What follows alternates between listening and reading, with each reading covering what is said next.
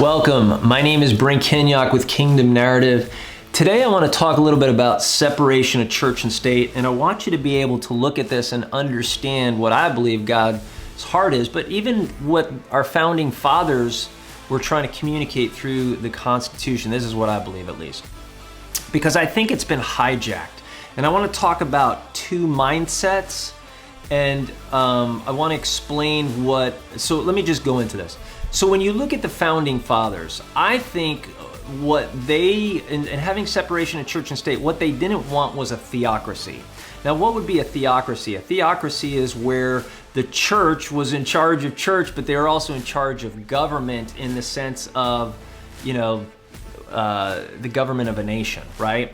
Because you kind of see you want to see those two things separate. There's a government within the church. It's called the ecclesia. It's the government within the church, and then you have the government like what we have set up with our Constitution, the three branches and the checks and balances. That's why our nation is a great nation to be a part of. But they didn't want a theocracy where the church would be ruling in both of those, because then you begin to force people and control them and manipulating them into believing something. It's their free will to choose, okay?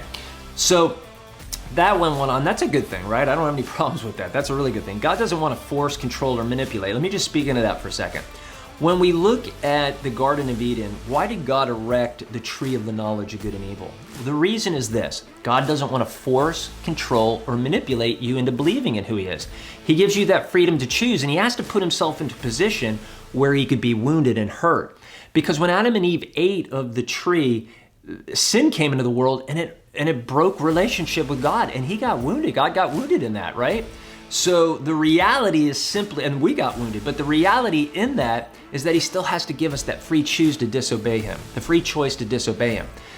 And you know what I'm saying? It's a free will. That's what He gives us. But He also has truths, and this is His kingdom, His rule and His reign. He's like, this is what it is. I'm going to tell you, if you don't come this route, then you get that route, which is evil. You just have a choice of which one you want, and He doesn't take it away from you, but He clearly tells you what it is. Now, where has the separation of church and state, I kind of see it as a philosophy that entered in and has taken us down the wrong road. What is that philosophy? It's called dualism. So this dualistic thought is simply this. It is that the spiritual and the secular are separate. And there's a lot of people that are like, yes, it's the way it should be. But here's the problem with that. They don't understand spiritual matters. There is no separating something spiritual from the secular. If you try to take God out, let's just look at the education system. Back in the 60s, we were ranked #1 in the world for education. Now we're something like 38. That hasn't gone very well. The reason being, and we have, if you go to the university system, there's corrupt professors, and then our education system from high school down is messed up. And there's a lot of great teachers, and I know them, and they're trying to work in it. It's difficult because there's people that control it, and they have this mindset of the separation of the spiritual and the secular. But when you take God out of something, what happens is the kingdom of darkness comes in and begins to corrupt things. And we just see what's going on in the education system. It's a mess. So here's what I think the founding fathers were about, because when you look at the Constitution has a lot of the Bible in it. Why? Because when it comes to God in the Bible, that is what created a greater civilization. There's no way around it. It brought more order and created laws. There's so much of our laws, so much of the laws from the Bible within the laws of our country, and they're good, and they bring order, and they help, and they protect, because that's how God works. But you're not forcing somebody to worship, and you're not making somebody worship a God that they don't believe in. They don't have to. But you know what? You can bring those laws in to govern a nation nonetheless. So what I believe the founding fathers were after, and why they did have people come up at times and share their faith, but they weren't forcing anybody and making them to worship the God that they did, or who they might have believed in. So the bottom line is simply this: as a believer, your responsibility is to rise up, to go into the education system, go into business, go into politics, go into these different things. Don't force, don't control, don't manipulate, because the people that drove out God are doing those exact things now. They're forcing, they're controlling, and they're manipulating.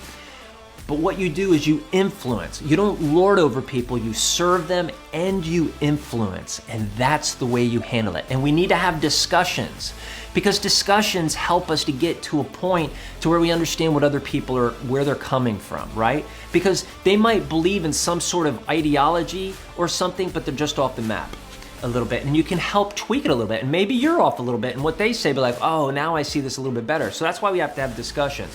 Okay, so let me go ahead and read Colossians 2, verse 8. This is what it says. See to it that no one takes you captive by philosophy and empty deceit, according to the human tradition, according to the elemental spirits of the world, and not according to Christ. So as a believer, it says, let no one, it doesn't say some people, it says no one. Let no one take you captive. What does that mean? To become a prisoner in your mind to a philosophy, to become a prisoner to something that is contrary to what God asks of you.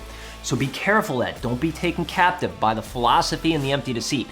Dualism is a philosophy and it's an empty deceit, and it's really affected us in a very not so good way. And it says, according to human tradition and according to the elemental spirits of the world. What are the elemental spirits of the world? This would be the hierarchy of the kingdom of darkness. So you have principalities and powers and spiritual host of wickedness. What they do is they grab a hold of somebody that then believes in this philosophy, and that person becomes an agent to influence this, we'll call them the 7 mountains. I'm not going to get into that, but let me give you a couple of them. Government, business, church, science and technology, all these types of different mountains. These people then go in and start to bring that philosophy that's an error, that is a philosophy and an empty deceit that comes from these elemental spirits. But what we want to do is get back to, what did Jesus say? That's our job as believers, is to hold that down, to be a voice and be strong to bring it forth. And so that's what we need to do. So I want to encourage you that today, in separation of church and state, get the right heart in it and walk it out into everything that you do, loving people, not lording over them, serving them, not trying to control and force and manipulate. We want to reflect Jesus, all right? Hey, I love you guys. I'm Brent Kenyok, and you are a part of Kingdom Narrative. Thank you so much.